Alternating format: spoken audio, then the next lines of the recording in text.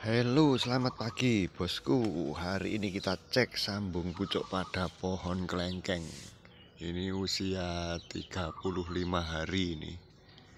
Kita cek apakah sudah. Nah, ini sudah penuh ini daunnya, siap dibuka sungkupnya. Ini kelengkeng new kristal. Sudah subur. Nah, ini kelengkeng new kristal usia sekitar 35 hari sudah mekar ini. Dan ini sambungannya seperti ini. Dan ini batang bawah yang tumbuh harus kita buang agar pertumbuhan langsung atau nutrisinya langsung ke atas, ke sambungan. Oke guys, sukses selalu guys. Ini contohnya guys.